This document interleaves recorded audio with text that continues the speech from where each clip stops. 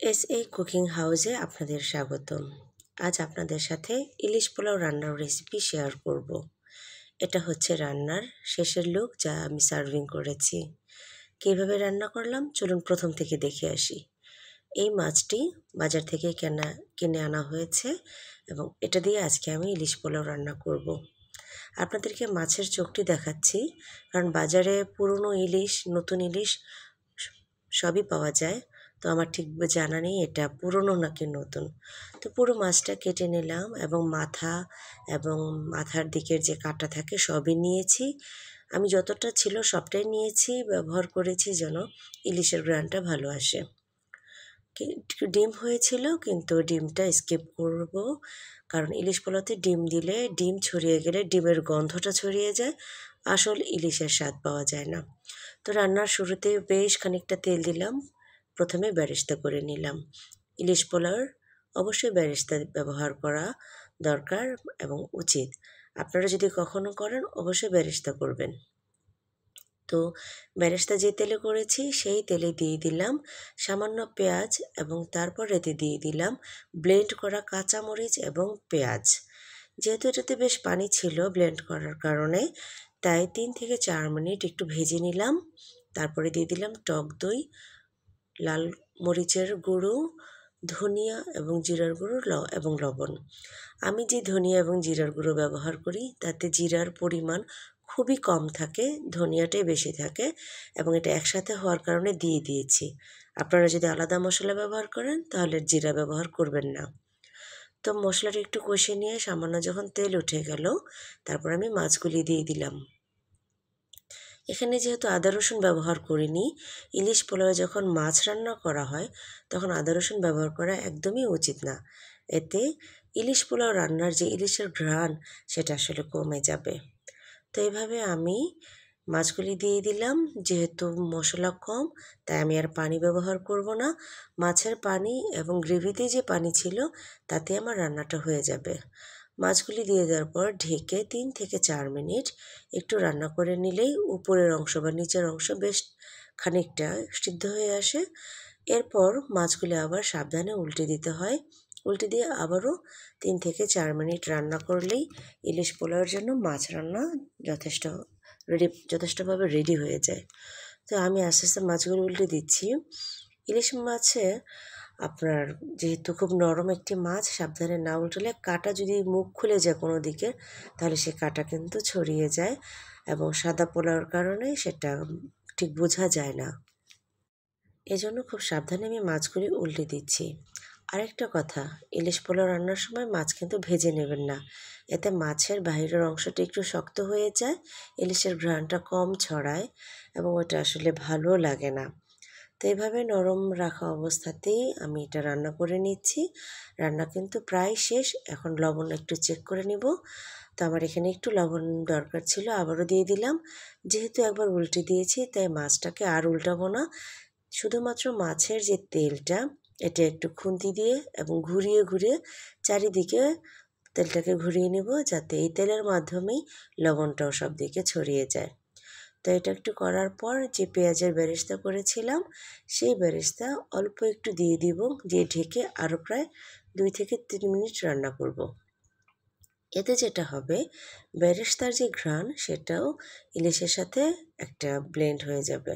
তো রান্না শেষ, আমি কড়াইটা নামিয়ে নিয়ে এতে এবার আস্তে আস্তে মাছগুলিকে একটি আলাদা প্লেটে উঠিয়ে রাখছি, কারণ রান্নার ইলিশ মাছের যে গ্রেভি সেটা আমার দরকার হবে পোলাও রান্নার সময়। তো এভাবে আস্তে আস্তে যখন উঠাচ্ছিলাম, খুন্তি দিয়ে আসলে রিস্ক হয়ে যায়, তো একটা চামিচ ব্যবহার করলাম এবং মাছগুলিকে মশলা সরিয়ে সরিয়ে নামিয়ে রাখছি। ইলিশ পোলাও রান্নাতে আমি আজকে প্রায় 1 কেজি চাল ব্যবহার করব। এজন্য পুরো মাছটাই নিয়েছি যতটুকু টুকরো হয়, সেই সাথে পেঁয়াজের গ্রেভিটাও বেশ খানিকটা নিয়েছি, কারণ এই পেঁয়াজের গ্রেভির মাধ্যমে কিন্তু ইলিশ পোলাওতে ঘ্রাণটা ছড়াবে। ইলিশ পোলাও রান্নাতে আলাদাভাবে গ্রেভি আসলে রাখা হয় না, পুরো এটা বিরিয়ানির মতোই পুরোটাই দিয়ে দেওয়া হয় চালের সাথে মিক্সড করে। তো যার কারণে বেশ খানিকটা গ্রেভি করেছি।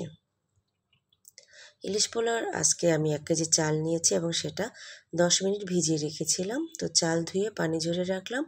এবার যে কড়াইতে রান্না করব সেটাতে আমি দিয়ে দিলাম সামান্য সয়াবিন তেল। যেহেতু আমি গ্রেভিতে বেশ খানিকটা তেল দিয়েছি, ওই তেলটা সম্পূর্ণ এখানে ব্যবহার করব, তাই কম তেল দিয়েছি এবং কম পেঁয়াজ। কারণ বেরেস্তার ব্যবহার এখনও বাকি আছে, সেই সাথে ইলিশের গ্রেভিটা দিয়ে দিব। তো চালটা দিয়ে দিলাম, তার আগে একটু গরম মশলা দিয়েছি এবং আদা রসুন দুটোই অপশনাল, আপনি চাইলে দিতে পারেন, নাও দিতে পারেন। ইলিশ পোলাওর এই গ্রেভি একেবারে দিয়েও আপনি চালটাকে ভেজে নিতে পারেন। তো আমি সবসময় একটু গরম মশলা এবং আদা রসুন ব্যবহার করে থাকি। তো এরপরে চালটা আমি ভালো করে ভেজে নিলাম। আপনি পোলাও, বিরিয়ানি, ইলিশ পোলাও বা খিচুড়ি যাই রান্না করবেন, চালটাকে গরম পানি বা পানি ব্যবহারের আগে অবশ্যই ভেজে নেবেন। এই ভাজার ফলে আপনার রান্না শেষে চালটা ঝরঝরা হয়। এটা একটা অন্যতম কারণ যে চালটা ভেজে নেওয়ার উপরে। তো আমি বেশ খানিকটা সময়, প্রায় 4 থেকে 5 মিনিট সময় নিয়ে মিডিয়াম ফ্লেমে চালটাকে ভেজে নিয়েছি। ইলিশ পোলাওয়ের রান্নার সময় যেহেতু ইলিশ মাছ রান্নার গ্রেভিটা ব্যবহার করা হয়, তাই সেটা কিন্তু একটু লেগে যায়। তো সেক্ষেত্রে বারবারই নাড়তে হচ্ছে এবং আমি নেড়ে দিচ্ছি। এরপর আমি দিয়ে দিলাম আন্দাজ মতো গরম পানি। আপনারা যারা পানি মেপে রান্না করেন তারা আপনাদের মতো করেই রান্না করবেন। তো আমি চোখের আন্দাজেই পানিটা দিয়ে থাকি এবং হয়ে যায়। তো পানিটা দেওয়ার পরে ফ্লেমটা হাই করে দেই এবং ঢেকে দিয়ে রান্না করি। তো যখন এরকম মাখা মাখা হয়ে আসে, অর্থাৎ নিচে পানি চলে যায়, তখন আমি একটু উল্টে দিই। সাধারণত পোলাও রান্নার সময় আমি একটু কেওড়া জল ব্যবহার করি যাতে একটা শাহি ফ্লেভার আসে। কিন্তু ইলিশ পোলাও রান্নাতে ভুলেও সেই ধরনের কোনো আলাদা ঘ্রাণ তৈরি করে তেমন কিছু ব্যবহার করা যাবে না। অনেকে ইলিশ পোলাও রান্নার সময় ঘিও ব্যবহার করেন, আমি সেটাও করব না। কারণ ইলিশ পোলাও মানেই হচ্ছে শুধুমাত্র ইলিশের ঘ্রাণ থাকবে, যত কম মশলা দেয়া যায়। তবে চাল প্রায় হয়ে আসছে, পানি কিন্তু প্রায় শুকিয়ে আসছে। এই সময় চাইলে কিছুটা পোলাও একটা প্লেটে আলাদাভাবে উঠিয়ে রাখা যায়। তো আমি উঠিয়ে না রেখে সাইড করে কয়েক টুকরো মাছ দিয়ে, তার উপরে বেশ খানিকটা পোলাও দিয়ে আরেক দিকে জায়গা খালি করে মাছগুলি বিছিয়ে দিচ্ছি। এভাবে সবগুলি মাছ আমি পোলাওটা সরিয়ে বিছিয়ে দেব এবং এই মাছগুলোর উপরে আবারও পোলাও দিয়ে দিব। মাছগুলো ওঠানোর সময় যতটুকু ঝোল চলে আসছিলো সেগুলি সবই মাছের উপরে দিয়ে আলাদাভাবে এখন পোলাও উপর দিকে দিয়ে দিচ্ছি। তো এটা কিন্তু একদম লো ফ্লেমে আপনি রুটি বা পরোটা যে বানান সেই তাওয়ার উপরে রেখে এই দমে দেবেন। তো আমি সেভাবেই দিয়েছি এবং এখানে পোলাওগুলি সব দিয়ে দেওয়ার পর লাস্ট ফিনিশিং হিসেবে দিয়ে দিব পেঁয়াজের বেরেস্তা। বাকি অল্পটুকু আমি যতটুকু দিতে চাই, কিছুটা পেঁয়াজ বেরেস্তা রেখে দিব, সার্ভিংয়ের সময় আবারও দিব। তো কাঁচামরিচ তো আগেই দিয়ে দিচ্ছি, এখন শুধু এটা গার্নিশিংয়ের জন্য দিলাম এবং ঢেকে আরও প্রায় 10 মিনিট দমে রাখবো। এই তো 10 মিনিট পর আমার ফাইনাল একদম লুক, এখন শুধুমাত্র সার্ভ করার জন্য বাকি। তা আমার রান্না শেষ, এখন সার্ভ করে নিচ্ছি। এই হচ্ছে আমার রান্না করা ইলিশ রেসিপি। আপনাদের যদি ভালো লাগে তাহলে আপনারা এভাবে অবশ্যই বাসায় একবার ট্রাই করবেন। আপনার এই রান্নাটি কেমন লাগলো কমেন্ট করে জানাতে পারেন। দেখার জন্য ধন্যবাদ।